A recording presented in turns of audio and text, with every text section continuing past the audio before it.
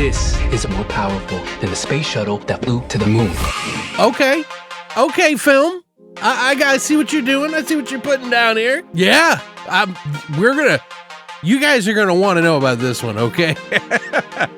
Let's get into it.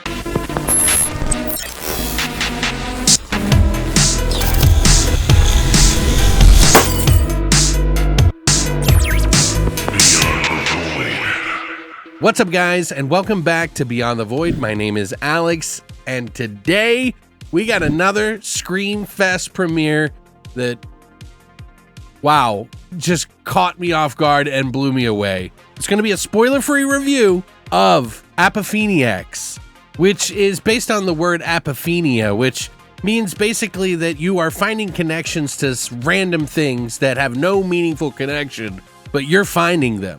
So very much like pareidolia, where you see a cloud in the sky and you go, hey, that looks like a rabbit. Even though it might not be a rabbit, it looks like it to you. Even like ghost hunting and stuff like that, when they do that, they always talk about audio pareidolia, where you can make out sounds that may sound or make it up in your mind to be what it is. So apophenia is basically a terminology that they're using to discuss a topic that is super hot right now. And let me tell you, boy, we're pretty fucked. I'm pretty sure of that. It has to do with AI, deep fakes, where people can take your face, put it on someone else's, make it look like you're saying or doing other things that isn't you. People are getting canceled. It's definitely a stark warning of our future to be. And it is thrilling, dark humor, comedic, funny, bloody, and just a wild ride from start to finish. I've never had more fun watching people, a group of people, be decimated in an apocalyptic event like this in such a way ever before. It was a blast. So APPOFENIACS is a story about this guy who is using deep fake technology and pretty much just meeting people on the run and just making up fake videos of these people that he doesn't like. And eventually it all sort of kind of comes together to a head where everybody's lives are being disrupted by this technology. It reaches its most violent and bloody conclusion after a series of these deep fake videos surface and are unleashed into the world. Which, man, holy shit, what a nail on the head story this is. This isn't a huge budget, but there is a lot of people in here who do a really top-notch job. Now, this movie was written and directed by Chris Mars Pilero, who has done a lot of music videos for some of the greatest artists like Ariana Grande, Kesha, Britney Spears, and so many more. One of the things I always recognize is that music video creators, people who are really good at that, tend to do really good movies. And I think it has a lot to do with the space and the time that they have to make something interesting in such a little snippet. You know, a 3-minute song or a 2 or a 5-minute song, whatever it is, they have a little bit of time to do a hell of a lot. And so you got to really pack that thing in tight to make it pop. There is no exception here when it comes to this movie. Chris does the work on this like no other. I knew instantly in the beginning of this film I was going to like this movie immediately. So much, in fact, that it had one of the greatest openings for a movie, especially an independent film, that I've ever seen. And I hate to make comparisons, but I think it's okay considering they even make a nod to it in the movie itself. So he has to be wearing it on his sleeve a little bit. But it definitely has some Tarantino vibes in here. And I know everybody always says that, but no, legit, this is very much like that. In fact, one of the people I've had on the show here many times is Ryan Prowse, who did a movie called Lowlife, and immediately I was like, these two guys need to meet because this is exactly the kind of stuff that these guys like to make.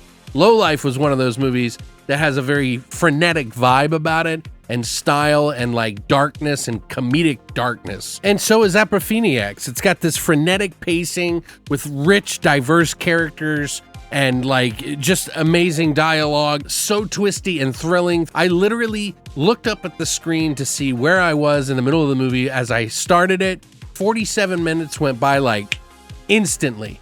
Like the movie just hits the ground running.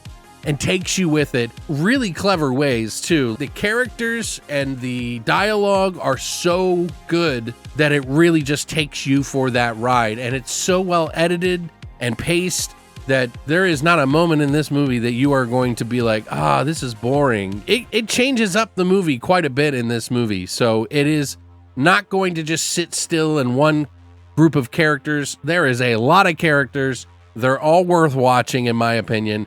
They all do a stellar job.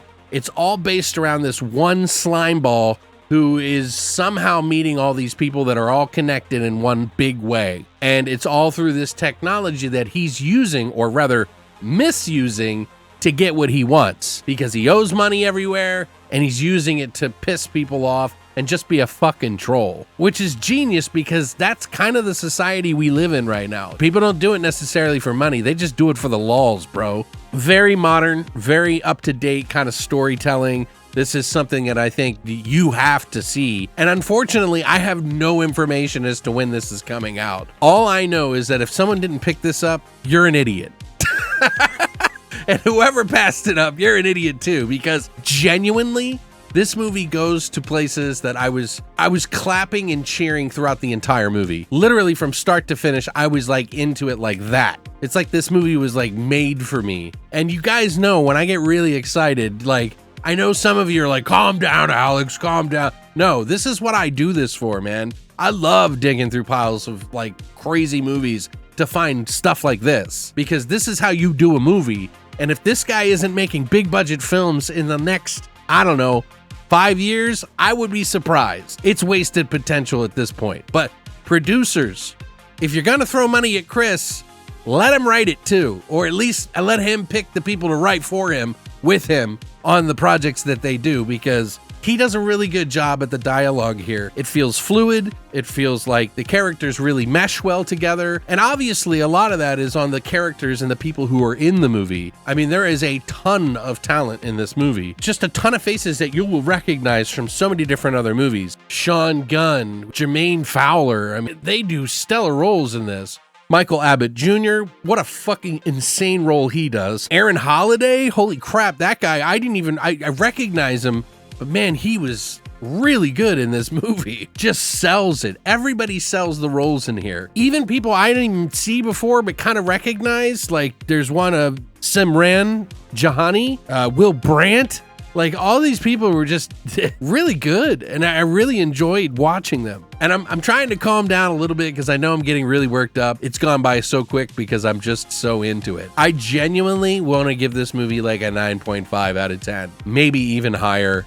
And I'm not joking. Like, legitimately, by the end of this movie, the amount of blood, gore, and stuff that was just in it that made me so happy and laugh and have like a dark, good time, it was just fantastic, man. Like, I would love to see more movies like this come out. And I guarantee you, if you watch it, there is nobody that's going to give this movie lower than a fucking 8. I swear to God. If you do, there's something wrong with you. But seriously, I would highly recommend you watch this immediately. If it's in a theater near you, go see it. If it's coming out to Blu-ray or 4K, please God, 4K, give it to me. I'm going to fucking watch it over and over and over. It's going to be one of my favorite movies this year, guaranteed. Definitely going on the list. And I'm saying top level. Like, I don't want to spoil it, but it's up there. I don't think I've given a movie a 9.5 other than like 2 other movies this year, and it was kind of on the fence a little bit. So it's up there. But yeah, I would highly recommend you check this one out. If you are into blood and gore and gross stuff, this movie does not yield. It dispatches people that you do not want to see die. It makes you enjoy the characters too, so that when they do, it's kind of like, oh no, not that one, you know, like, which I think you need to do for today's movies, because if you're not shaking things up, if you're not trying to make a statement, you're not going to make an impact on all the movies that people are watching. So you got to do something outside the box a little bit, even if it's a risk. Anyway, I hope you get the chance to check this out. I reached out to Chris to see if we could do an interview in the future. So when you guys do get a chance to see it, maybe we'll have an interview for you then or something. I don't know. We'll figure it out. But thanks for coming by. And as always, long live the void.